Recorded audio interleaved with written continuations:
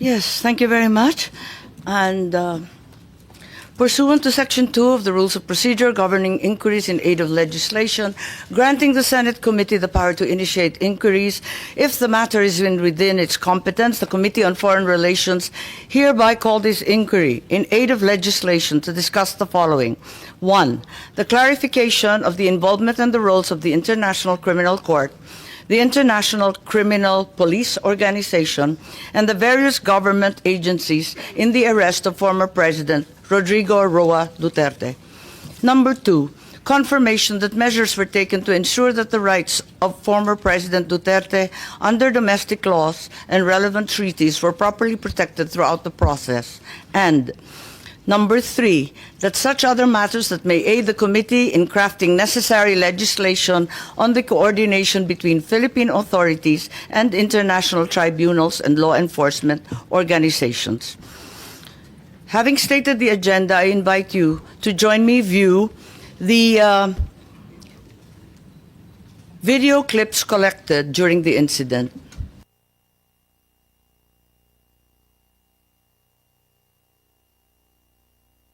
Morning, roll po. Ano pong, sir, give me yung plano lang. Ano sir, salubungin lang namin sir. Yung warrant sir, si-serve Hindi nyo. sir, may taga-PCTC. May taga-Interpol. Interpol. Yes sir. So kayo ang lead, sir? Yes sir, yes. Kumusta kasi sir? Hindi mo pwedeng... Sige sir.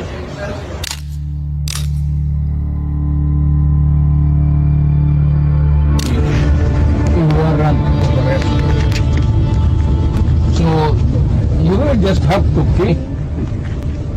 Kung hindi ako papayag, kung kakampi ka dyan sa mga puti, you better go back to them and have the legal... I am a citizen of this country, a former president, and you show me a piece of paper and you're asking me to go with you. That is a serious illegal detention. Former President Rodrigo Duterte cries out illegal detention at Villamor Air Base after he was served an arrest warrant from the International Criminal Court. The former president was arrested upon his arrival at the Ninoy Aquino International Airport on Tuesday, March 11.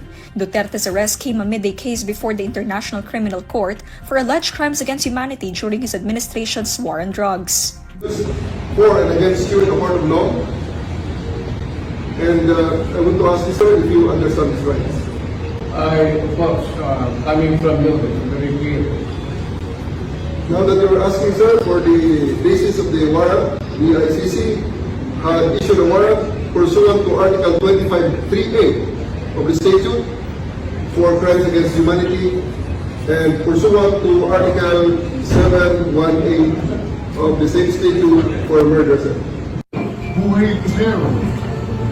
Buhay ko sir. Generally speaking, sana nakaprepare po kami, hindi na namin ang mga gamot na kailangan. Sir, this is a police operation. Ganito naman sir, ulitin natin ulit sir. Sandali muna. Back to square one.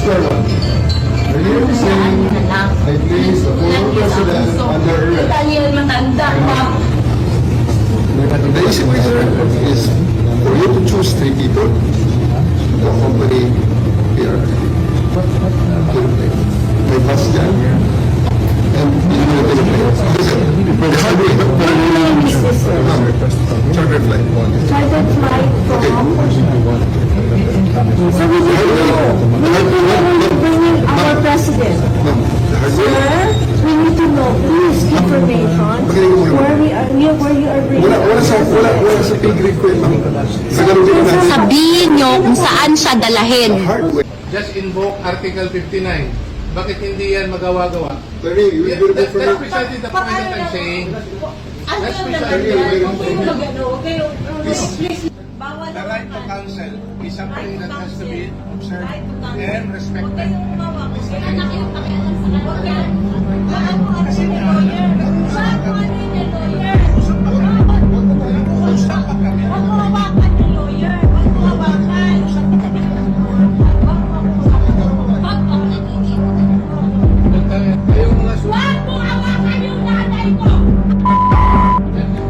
Tanungin ko kayo, anong kasalanan ko?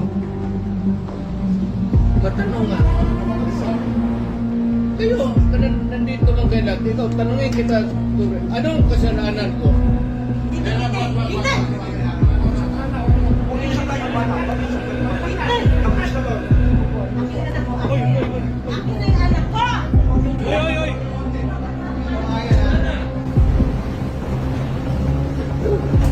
Hihilain ko yan.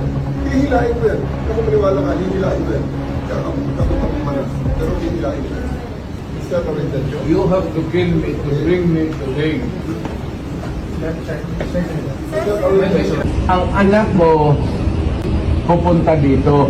Yes, sir. Hindi pa pasukin, sir. Hindi ninyo, ikaw, Yes, sir. hindi mo Upon my order. sinipili mo pinapasok. Yes, sir. Upon my order, sir. Ang sabi ko, ang abogado ko, ang anak ko na babae, They can visit you at your detention center, sir. Hindi nila ako pinapapasok dito sa airbase. Nakiusap ako kung pwedeng makausap ko personal si former President Rodrigo Duterte para mabigyan ko siya ng instructions and then makabigay din siya ng instructions sa si General Marbil daw ang in charge ng buong Villamor Military Airbase. Saan ka ba naman nakahanap ng military airbase na Chief PNP ang in charge at siya ang nagsasabi kung sino ang pwedeng pumasok at hindi pumasok. But you are the second highest official dito sa ating bansa. Pero parang pamumulitika ba ito sa tingin niyo? Alright, oo. Very much pamumulitika ito. Kahit ang ibang bansa nagsalita na.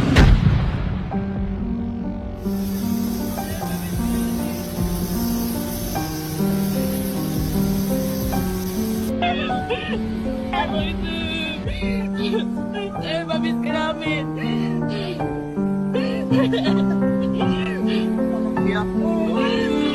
Ingat ka na.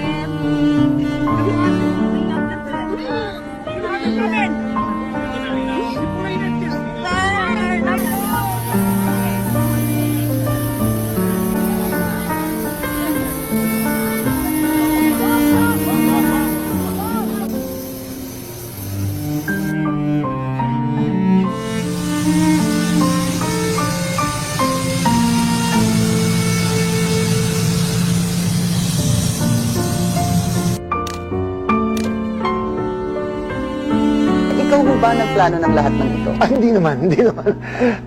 It was a group effort. Secretary Chidoro was there, Secretary Anyong was there too, and the President and I.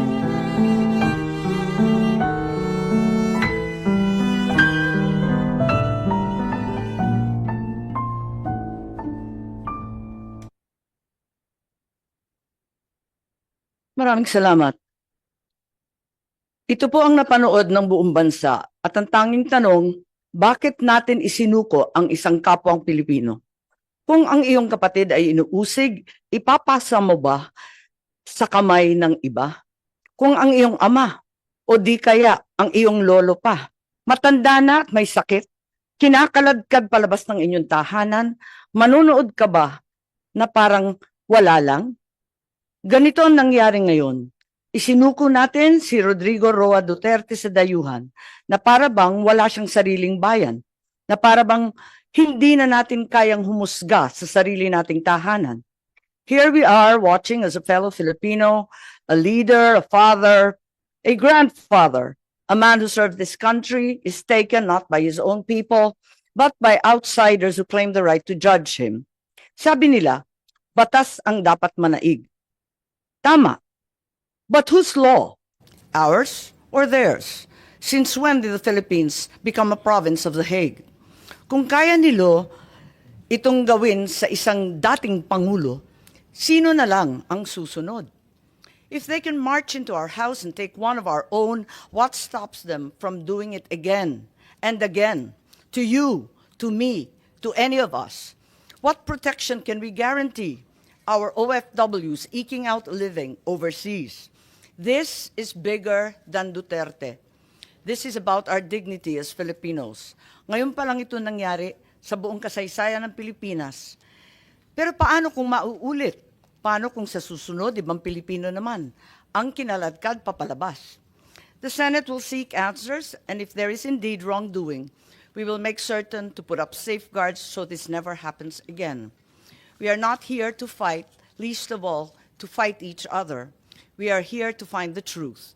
Because a country that does not demand answers will always be at the mercy of those who dictate the questions.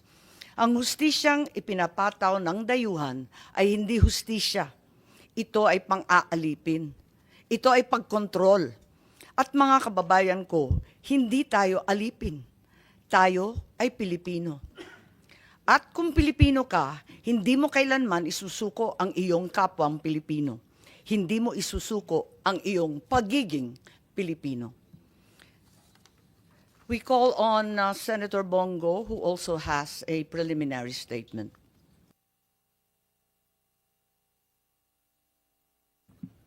Senator Bong, I think you're on mute. There we go. Good day, Madam Chair, distinguished colleagues, to the resource persons present in this hearing. Ang pangunahing tanong ko po sa hearing na ito, paano at bakit tayo umabot sa ganitong sitwasyon? Meron naman tayong umiiral na hustisya sa bansa, meron naman tayong sariling mga batas at korte. Bakit pinayagan po ng gobyerno na nakipin po ang isang Pilipino sa sarili nating bayan? Sabi nga ng mga nakakarami, too late the hero. Kaya kung anuman ang lumabas sa hearing na ito, si dating Pangulong Duterte ay ngayon nasa The Hague na po, Netherlands na po. Ano bang pwede pang magawa? I respect the initiative of this committee to hold the Senate inquiry. Bagamat nirespeto natin ang pagdinig na ito, sinasabi ko rin po ang aking mga hinanakit na parang too late na po. Walang problema sa akin mag-hearing kahit araw-araw po. Pero tanong, may babalik niyo pa ba si Tatay Digong? Yan ang tinatawag ko na too late the hero na po. Useless lahat ng hearing na ito kung hindi na po may babalik si Tatay Digong. Kung kaya, pakiusap ko lang, kung kaya niyo po siyang dalahin doon, in less than 1 day, sa loob po ng 13 na oras, dapat kaya niyo rin po siyang ibalik dito sa lalong madaling panahon. Dahil nangungulila po ang Pilipino at hindi kayang tanggapin ang nangyari sa kanya. Bilang isang mambabatas, nandun ako sa NAIA nung lumapag ang eroplanong sinasakyan ni dating Pangulong Duterte. Hindi po ako pinayagang makapasok. Kasama ko po ang kanyang mga doktor dahil may scheduled medical check-up po siya sa March 12. You may check the records po. Importante, masiguro ang kanyang kalusugan dahil 80 years old na po ang dating Pangulo. Pero mukhang hindi ito naisaalang-alang po ng otoridad dahil hindi siya pinayagan na mapunta sa ospital. Hindi nadala ang kanyang mga medisina. Alam niyo po, ako ang nagpapadala ng medisina niya sa bahay niya. Linggo-linggo po yan. Dahil yan po ang pinangako ko sa kanya noon. Bagamat hindi na po siya nakikialam sa akin sa politika. Pero sa kanyang medical, ay yan ang pinangako ko sa kanya. Na hindi ko siya pababayaan habang buhay. 27 po ang kanyang gamot. Sana po maibigay rin ang kinakailangang gamot at medical attention sa kanya habang nasa ibang bansa. Dahil karapatan naman po ito ng bawat tao. Constitutional right po natin yan. Sanay po siya na merong nurse, sanay po siya na may doktor na nag-aasikaso sa kanya. Naikwento nga sa akin ni Atty. Mijaldea na noong unang bumisita siya sa detention cell ay nakapaa siya dahil hindi po na naipasok ang kanyang mga gamit. Alam niyo, hirap na nga siya mag-medyas. Hindi na niya kayang mag-medyas mag-isa. At ngayon, it took Atty. Mijaldea several days bago maipasok yung mga kagamitan na kailangan ni Tatay Digong. Mahirap talagang kanyang sitwasyon ngayon na nakadetain. Sa unang pagharap ni dating Pangulong Duterte sa ICC, napansin natin iba po ang kanyang pananalita. Marahil ito ang estado ng kanyang kalusugan. Sa totoo lang po, several times na po naobserbahan ko yan noon. yung kanyang pananalita, ganun yan. Pag hindi po naibibigay sa kanya yung saktong medisina na dapat niyang inumin. Marami na pong karamdaman si Tatay Digong. Sino ba namang 80 years old na walang gamot na iniinom at walang karamdaman? Yun po ang aking kinakatakot sa ngayon, ang kanyang kalusugan at ang kanyang kaligtasan.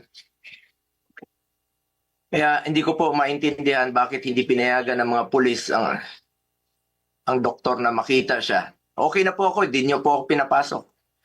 Ilang beses po akong nakiusap. Pwede ba akong pumasok, sumunod? Pinababa nga ako sa sasakyan eh. Hindi po ako pinapasok doon sa Villamor Air Base. Pero nakiusap po ako na unahin na lang po yung doktor niya at yung ambulansya. Lahat naman may constitutional right to seek medical attention when needed. Lahat ng Pilipino, dating presidente man o normal na mamamayan, lahat ay may karapatan na masiguro ang kalusugan at kaligtasan. Nakakalungkot na isang bagay na ating ipinaglaban para sa Pilipino, hindi maibibigay po sa dating Pangulo na minamahal ng marami. Ganyan ba po ang dapat na trato sa taong minahal ang bayan at minahal din ng taong bayan? Madam Chair, mataas po ang aking respeto sa kapulisan. Lalo na po sa mga babae, mataas po ang aking respeto sa kanila. Noong nakaraang administrasyon, nanumbalik ang respeto ng ating mga kababayan sa kapulisan. Taas noo po ang ating kapulisan, ang ating mga sundalo. As its highest ang respeto sa PNP. Inuna namin ang pagtaas ng sahod ng uniform personnel dahil alam namin kung ano ang sakripisyo ninyo para sa bayan. Ako mismo bilang SAP noon, ako po nangulit noon na may sakatuparan po ito dahil minahal namin ang kapulisan. Ngunit nakakalungkot, Madam Chair, na noong nandun ako sa NAIA, nakikita niyo naman po sa video, nagtanong lang po ako sa PNP spokesperson kung saan kami dapat pumunta. Dahil sabi ni Chief PNP Marbil sa 250 po. Nilapitan ko po ang inyong spokesperson at hindi po ako sinagot, tinakbuhan po ako. Sana naman bilang spokesperson, konting sagot lang naman po. Konting respeto, sumusunod naman po kami sa batas. Hindi naman siguro dapat ipagkait sa atin ang respeto at higit sa lahat ang katotohanan. Sa totoo lamang po, ilang beses na po nagsinungaling si now Brigadier General Jean Pardo. Sana po, Ma'am, bilang spokesperson, totoo lang po ang sabihin mo, alang-alang sa bayan. Your duty is to be loyal to our flag and to our country. Minahal namin kayo ni dating Pangulong Duterte. Sana, konting respeto lamang po. Kung nagawa niyo yan sa akin, magsinungaling, mas nagagawa niyo po yan sa ibang tao. Respeto lamang sana. Gaya ng pagrespeto at pagmamahal namin sa uniform personnel. Pangalawang beses na po ito na hindi ka sumagot ng totoo. Sa interview mo, sinabi mo nagpupunas lang ng pawis ang ilang pulis na nakuna ng video na umiiyak habang inaaresto si Pangulong Duterte. Mapigilan mo bang umiyak? Nasasaktan po yan. Doon lamang po tayo sa katotohanan at piliin nyo lang laging magsabi ng totoo alang-alang sa bayan. We must always entrust our loyalty to the Filipinos, to our flag, and to our country. Diyan naman po parating sinasabi ni dating Pangulong Duterte sa inyo. Just be loyal to our country and to our flag. Last, gusto nating malaman kung may nalabag ba na proseso ang pamahalaan, nabigyan ba po ng due process ang Pangulo dahil kung seryoso tayo sa pagbibigay ng hustisya, unang konsiderasyon dapat ang karapatang pantao at ang pagsunod sa due process. Sa totoo lamang po, hindi na po tatakbo si Tatay Digong sa inyo. Di na niya kayang tumakas. At alam niyo po yun. Di na niya kaya kayong takbuhan. Dahil hirap na nga siya maglakad, nagsusungkod na nga lang po siya. Imbis na umunlad, bigla tayong umurong. OFWs, pinapauwi natin. Noon, ginagawa natin ang paraan. In fact, Si dating Pangulong Duterte, sumusulat yan sa mga king o sa leader ng ibang bansa para makauwi. And even nagre-raise tayo ng blood money para makauwi lang yung mga kababayan natin. Pero bakit baliktad niya? Bakit isinuko po ang sarili nating lahi? Hindi ko lubusang matanggap na siya ay nililiti sa ibang bansa gayong siya ay isang Pilipino. Samantalang mayroon naman tayong maayos na judicial system sa ating bansa na nirerespeto. Kasarinlan yan bilang isang bansa. May sarili tayong batas, may sarili tayong proseso, may sarili tayong korte at may kakayahan tayong panagutin ang sinumang nagkakasala sa ating bayan. Madam Chair, this is now a matter of principle, justice, and humanity. Hindi ba't may sarili tayong sistema ng hustisya? Kapag may Pilipinong nagkasala, dapat tayo po ang husga. We must protect our citizens and we must stand as one. Dagdag pa dito, Madam Chair, mula noon hanggang ngayon, naninindigan naman po si Solicitor General Minardo Guevara na walang jurisdiction ng ICC sa ating bansa. Kung consistent po ang gobyerno sa posisyon na ito na hindi kilalanin ang jurisdiction ng International Criminal Court, bakit hinayaan po nitong ma-implement ng warrant of arrest ang Interpol mula sa isang korte na hindi naman natin kinikilala? Kung wala naman talagang jurisdiction at may warrant of arrest ang Interpol o ICC, sana binigyan muna ng pagkakataon ng gobyerno through the proper authority like judicial court na i-verify o suriin ang validity ng arrest warrant. Ang issue na ito ay hindi lamang para kay Pangulong Duterte. Ito ay mahalagang usapin sa soberanya ng Pilipinas ang nakataya dito. Alang-alang sa ating mga bayaning nagbuwis ng buhay upang makamit lang ang ating kalayaan. Alang-alang sa ating ngayon na patuloy na inaalagaan ng ating soberanya upang ang ating mga anak at ating mga anak ay mamumuhay ng isang bansa na malaya at nirespeto ng ibang bansa. Ang bawat Pilipino, mataas o mababa man ang katayuan sa buhay, dapat may gobyernong masasandalan na hindi siya pababayaan. Former president man o hindi, karapatan yan, lalo na po pagdating sa kanyang kalusugan, kaligtasan at buhay.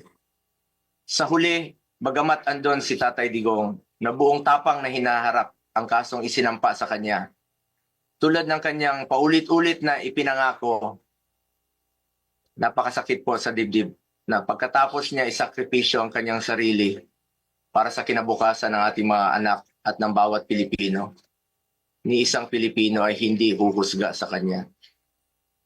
Imbis na ibigay sa Pilipino ang paghusga sa mga ginawa ni dating Pangulong Duterte na paglaban sa droga at kriminalidad, sadly, hindi po ganun ang nangyari. Sabi ko nga, para sa akin, Pilipino po ang dapat humusga sa totoong sitwasyon sa bansa. Kung mas nakakalakad na po ba ang ating mga anak noong panahon niya, hindi po nasasaktan, hindi nababastos. Kayo po ang humusga.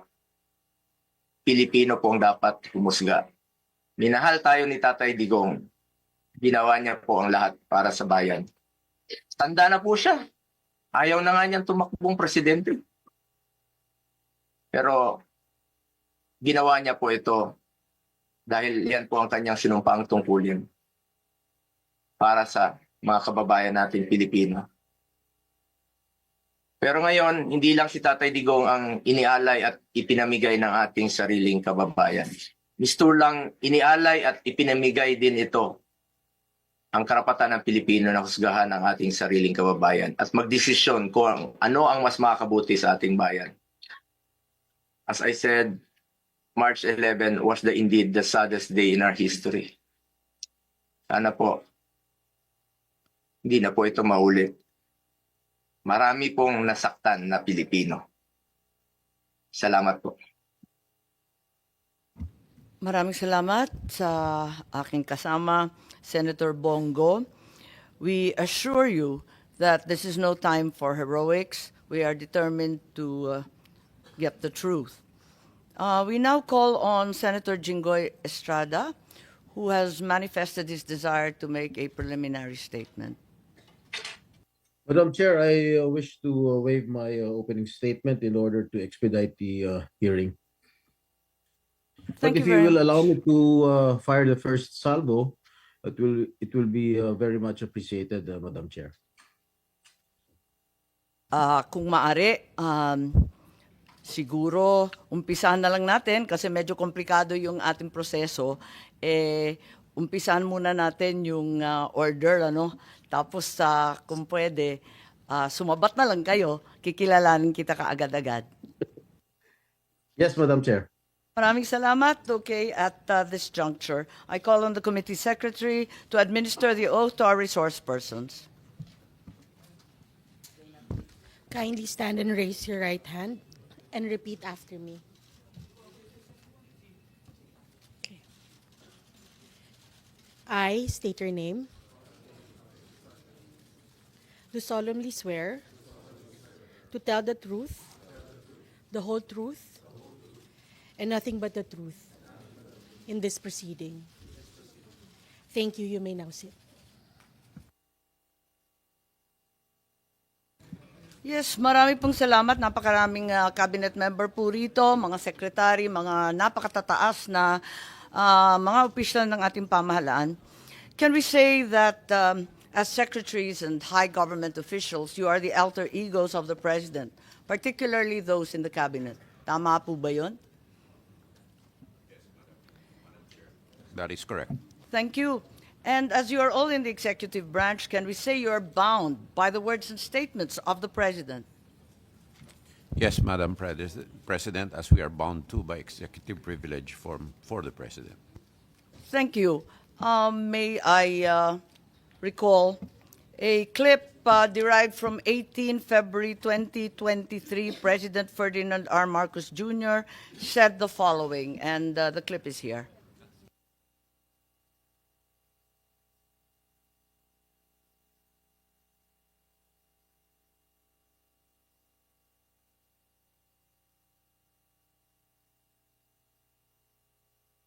Oo, hindi, at bak.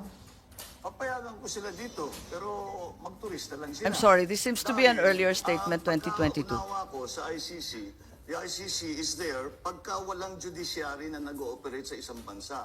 Dahil nagkagera, dahil nasira lahat, the economy has collapsed, etc., for whatever reason. Diyan papasok ang ICC. We have a functioning judiciary. And that's why I do not see the need for a foreigner to come and do the job for us, to do the job for our judicial system. Our judicial system is perfectly capable of doing that. And it also raises a great many questions about jurisdiction and sovereignty. What is their jurisdiction to come here into the Philippines and conduct an investigation? Is that not a violation of our rights as a sovereign nation in the community of nations? Those questions need to be answered before they can be allowed in any investigation. Senator Bongbong, maraming salamat. Oh my, that went very quickly. Maraming salamat. Thank you for your time. God bless you. No. You have misread it. We do not cooperate with the ICC. That is the position of this government. Pero pag ni-red notice po ng Interpol, we will be obliged to participate. As Secretary Remulla explained before, we have obligations to Interpol, and we have to live up to those obligations. And therefore, the next step, Okay, let me say this for the 100th time.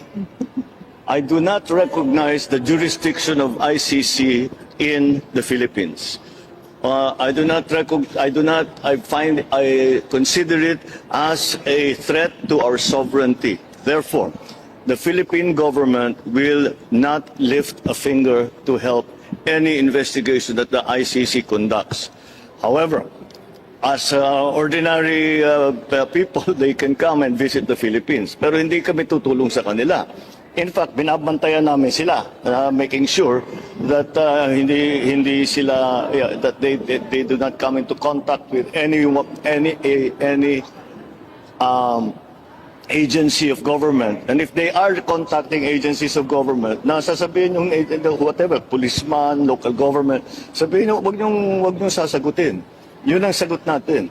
That we do not recognize your jurisdiction, therefore we will not assist in any way, shape, or form any of the investigations that the ICC is doing here in the Philippines.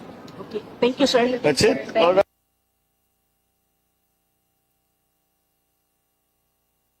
Okay. On the 18th of February, the President said, "My position has not changed. I have stated it often, even before I took office as President, that there are many questions about ICC's jurisdiction and that we here in the Philippines regard as an intrusion into our internal matters and a threat to our sovereignty." Does the DFA agree with this statement? And do we abide by this position until today? Anyone from the DFA, please?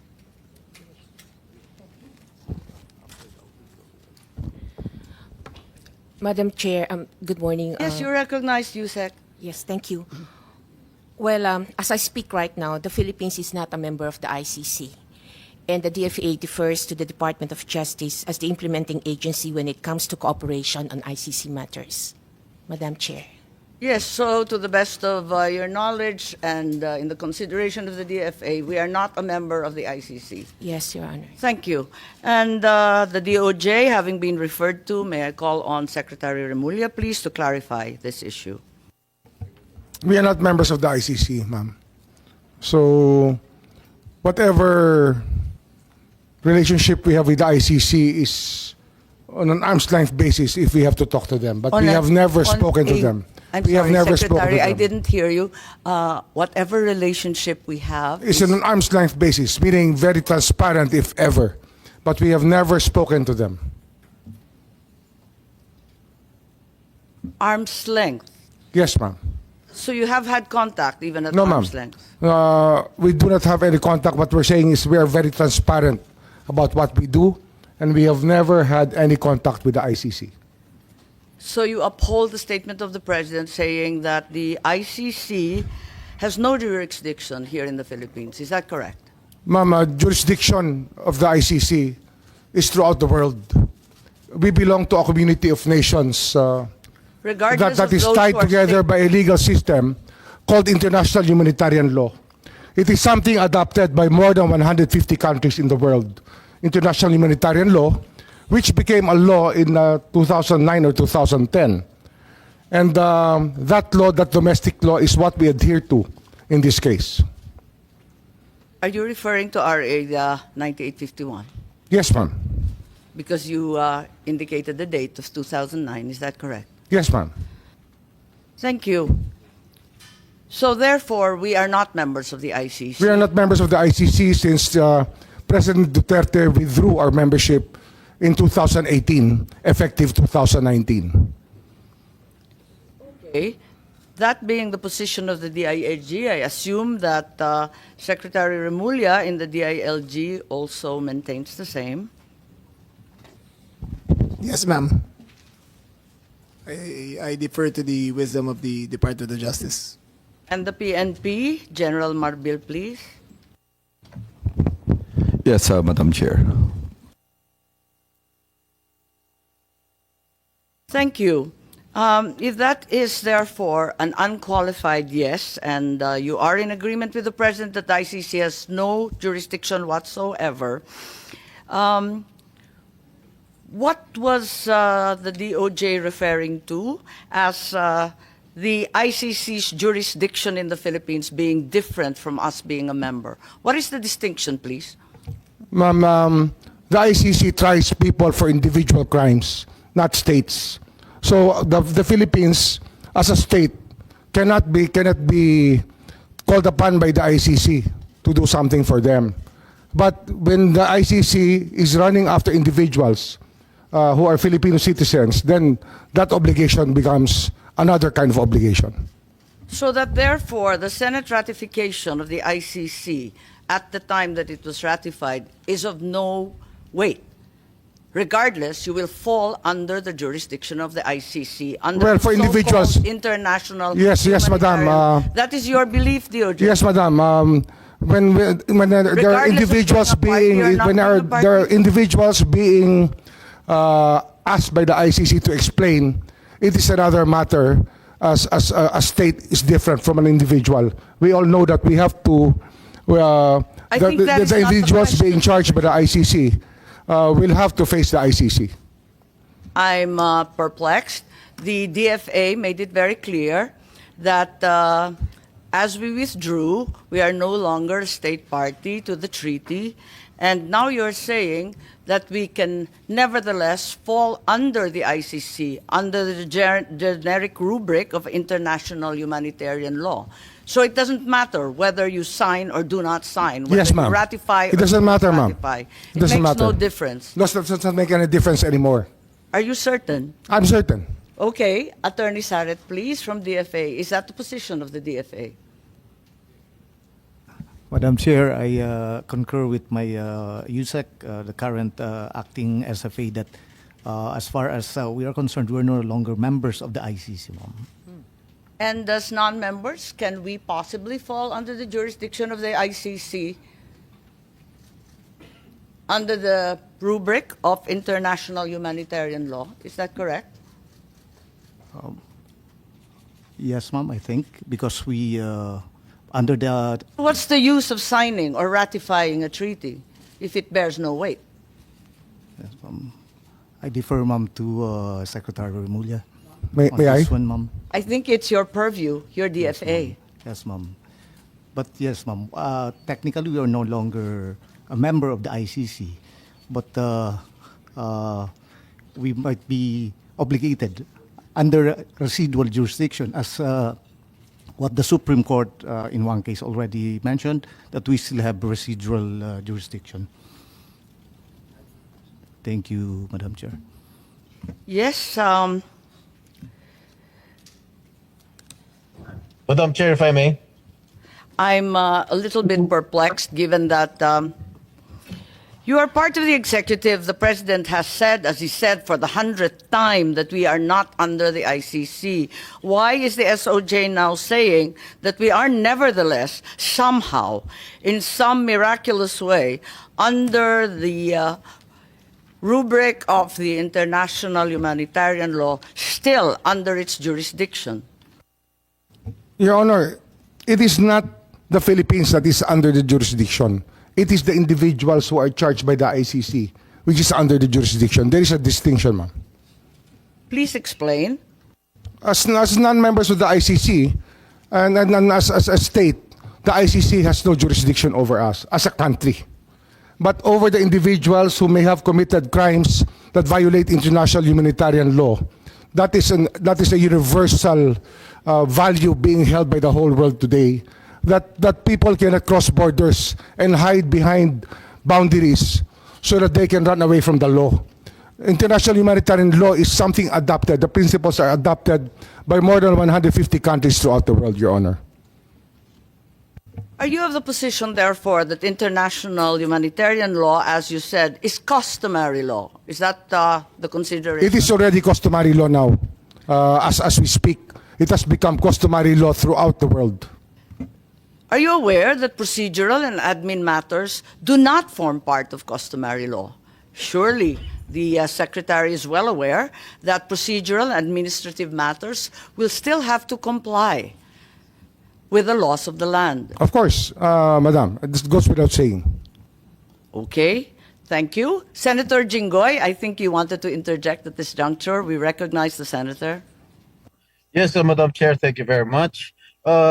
The DFA, the DOJ, the DILG, and the PNP has already admitted that we are not members of the Philippines is not a member of the ICC. Therefore, why did we surrender a Filipino citizen before the ICC? Anyone can answer, Madam Chair. We surrendered an individual to the ICC who was a subject of a warrant of arrest. That's what we did. I did not hear you again. Mr. Senator, we surrendered an individual to the ICC. We did not surrender as a country, but he was surrendered due to a warrant of arrest issued by the ICC through the Interpol.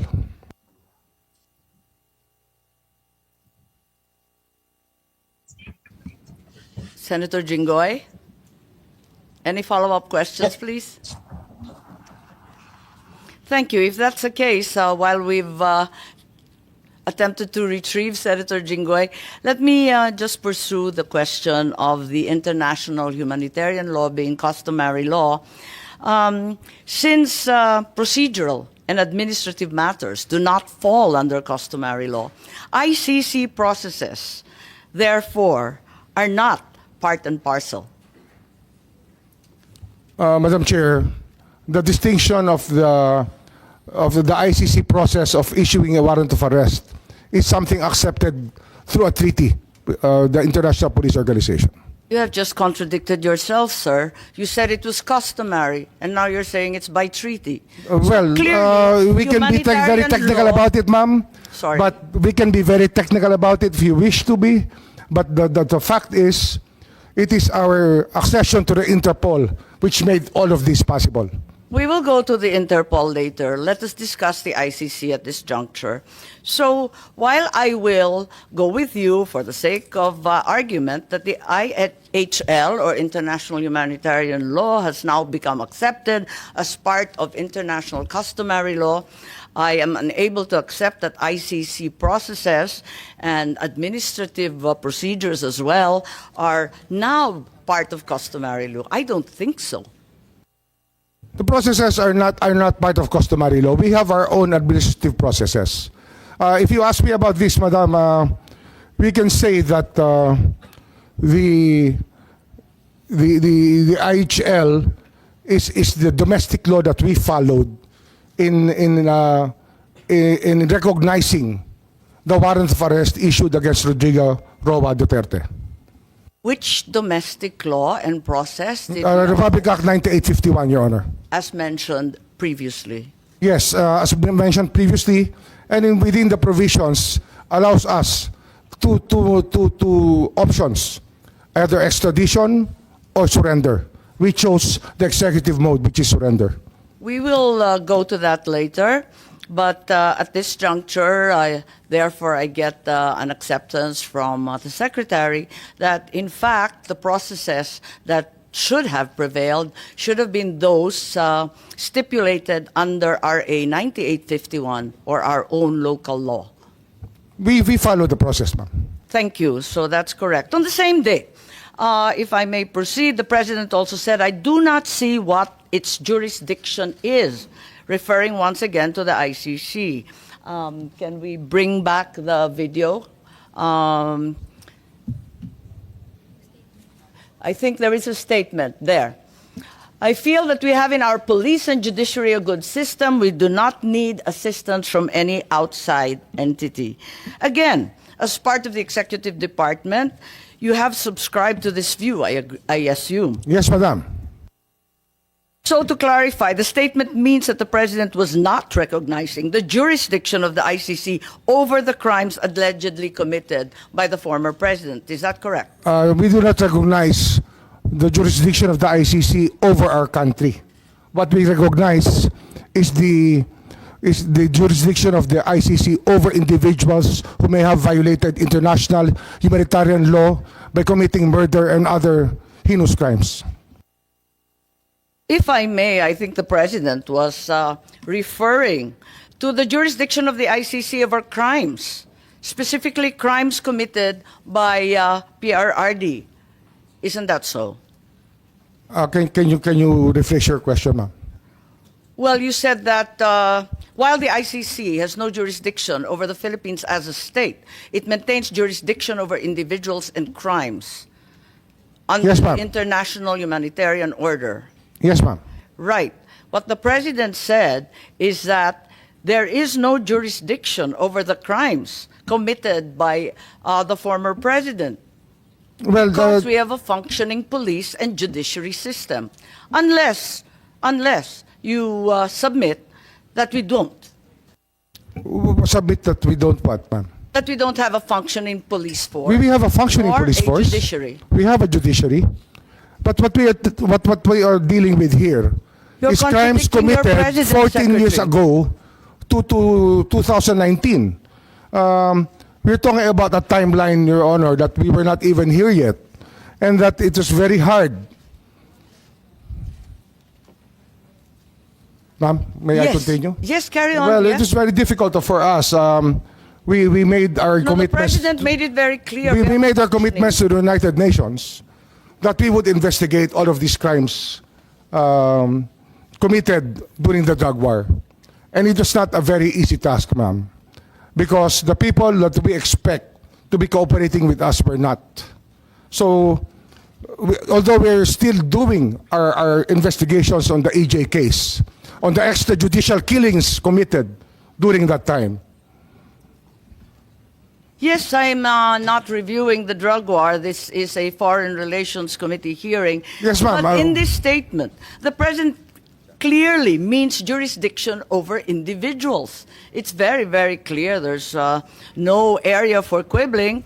And if you say there's jurisdiction over individuals, I don't believe that you are in agreement with your President. As a matter of fact, the ICC does not try countries, after all. They do try our individuals, views however. evolved during times, at times. And I don't So you know do admit if he that still you- has the same view up to today, because we are talking about a clip which was done 1.5 years ago. Our minds can change, ma'am. We cannot just stay in one rut and say that this is the absolute, because our minds may change, and we are allowed that by the law of man and the law of God. Yes, of course. Of course, we all change our minds, and Mr. Secretary. So you are saying that the President changed his mind? Well, I When did he I change cannot his speak for him, Madam. I cannot speak for him. Your conclusions are really your own, and I cannot adopt your conclusions here. They're not my conclusions. It's a bold statement, which really... Well, your does not- statements of belief are your own, ma'am. I cannot adapt to your statements of belief, but I respect them. The statement of the President is very, very clear-cut.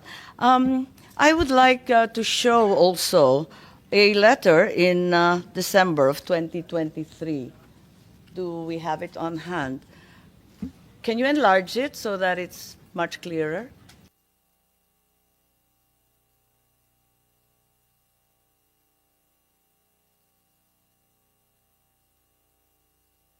Okay. On screen is a letter dated 15 December 2023 addressed to Vice President Sara Duterte, where the President says that the jurisdiction of the ICC over the Republic after the effectivity of its withdrawal is very much in question, and I'm certain that all the members will echo my views on the matter. Would you like to comment? Anyone would like to comment on the said letter? Is it correct that if this was in fact a work in progress, as stated by Secretary Remulla, as of 15 December 2023, all the secretaries and undersecretaries already holding such positions at that time also viewed the ICC as having no jurisdiction over the country, as stated by the President himself in the letter? We did not assist the ICC, ma'am. We continued with the very tenor of the letter, that we did not assist the ICC. We never had contact with them. We'll go The there. investigation that they conducted was through their own methods, and we did not in any way assist them. As said in your letter, we cannot. It's we not did my not. letter, sir, it's the President's. It's a president's letter. We did not assist them. I think that's not the question. My question is simply to say that as of that date, all those in the cabinet were in agreement with the President's statement. Is that correct, Secretary Teodoro? As of 15 December. Ma'am, the President's statement is binding, and I defer to Secretary Remulla that we did not, that no government agency, the DND, never cooperated with the ICC as in accordance with the statement. Okay, and are there any other secretaries who'd like to verify that? We have Director Anyo, Director General Anyo. I believe you are cabinet rank as well, and the NSC sits with the President. Is it correct to say that everyone maintained the same position? Yes, ma'am, that's correct. But we did not assist the ICC in their investigation. I don't think at this juncture we're asking about assisting the ICC. All we're asking is whether, in fact, you all agree that the ICC had no jurisdiction? I think, ma'am, what we're talking about here is if it's in the case of the former president, the case was committed while the Philippines is still a member of the ICC. Okay. I don't know, is there anyone of cabinet rank as well? I'm certain that the DFA will probably hold the same position, that you were all in agreement with effectively your boss as his alter ego, that the ICC had no jurisdiction, as stated in the letter quite clearly. Yes, Your Honor. Thank you very much, Yusek. Okay, and then in January of 2024, the president then said, let me say this for the 100th time. I think we've seen that clip before. Can we bring it back? Yes, for the 100th time, I do not recognize the jurisdiction of the ICC. The Philippine government will not lift a finger to help any investigation that the ICC conducts. So, at the risk of really belaboring the point, may I confirm is the DOJ, at least as of early last year, was of the stance that ICC had no jurisdiction and the Philippines would not lift a finger, in the words of the president. ICC never had does not have jurisdiction over the Philippines, Your Honor. And we did not lift a finger to help them at all. So we affirm that we never at any juncture lifted a finger. Yes, Your Honor. Also, I think the Secretary of Justice vehemently asserted the same during that time. May we have the PowerPoint, please?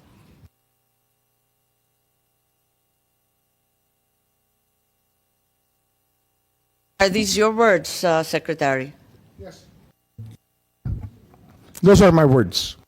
Right. And there is no jurisdiction, and we have an inherent right to determine our own legal framework and address internal matters. Yes, Your Honor. So also there is an assertion that our justice system is robust and functional. Your words, sir. Yes, Your Honor. However, 10 days later, after Secretary Remulla gave the above statement, on 20 February, there seems to be a slight yet significant change in the tone of the president's rhetoric when he said, I am not certain if we have the PowerPoint. Do we have a slide with the president? I don't approve or deny it, but you know the ICC, haven't done anything illegal. We will do something about it. We are an open country. Maybe clarified as to what the president meant, given that there seems to be a determined change in attitude, that in fact we are an open country. And until they being ICC, do something illegal, wala siyang gagawin para hintuin sila. Parang naiba ang usapin. I will have to ask what question was asked of the president before I make any response, because I do not know what context the president said those words. I think it's not unclear. Hanggang may gawin sila na illegal. May I ask the PNP, the DFA, anong ibig sabihin if they do something illegal? Na nanghimasok sila, na may ginawa sila sa Pilipinas? Maybe I can answer that better, ma'am. An example would be to take an oath of somebody within the Philippine legal system. They are not allowed to do that. Okay, so until such time as they do something illegal, like requiring an oath of someone being entirely unauthorized as foreigners, is that your meaning? Yes, ma'am. Okay. Does this mean that the Philippine government was allowing the ICC to enter and investigate, provided they did not amount to any illegal action? Nobody ever identified themselves as the ICC when they entered our country, if ever they entered our country. So we did not allow them, if that is the only meaning of your question, we did not allow them, as we did not know any entry of any ICC person in the country. The president's statement seems to suggest otherwise. We are an open country. So yes, ma'am, but we could not. That there, in fact, were others coming through. Well, we suppose that people were coming in and out of our borders. We have millions and millions of people entering our ports and airports, and we cannot ask all of them if they were related to the ICC or not. We cannot do that, ma'am. Okay, perhaps we can call on Secretary Anyo.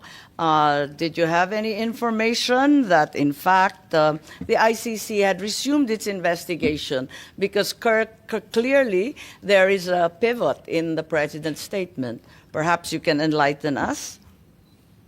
Ma'am, as far as the NSC is concerned, we have not monitored any investigation conducted by the ICC inside the country. So, at no point after the pre-trial chamber authorized the prosecutor to resume its investigation, did in fact resume its investigation in the Philippines? We don't have any information that they conducted an investigation here, but probably in Bakit their own nabanggit ng base. Pangulo na meron ng possibly illegal entry and that in fact they were welcome since we were an open country? Ano kaya ibig sabihin nun? Ma'am, may I? Yeah, may I refer to the DOJ, ma'am? Yes, please. Yes, ma'am. It's really important that we know the context by which the President gave the statement. If we do not know the question, we cannot understand the answer. I think that it's very basic, ma'am. Yes, and we're all subject to the media. I just found this through the media. I am not aware of any specific or special context. My understanding is that it was an interview, as is usually given by public officials. Yes, ma'am, but it's usually the context by which we are asked a question that we give an answer.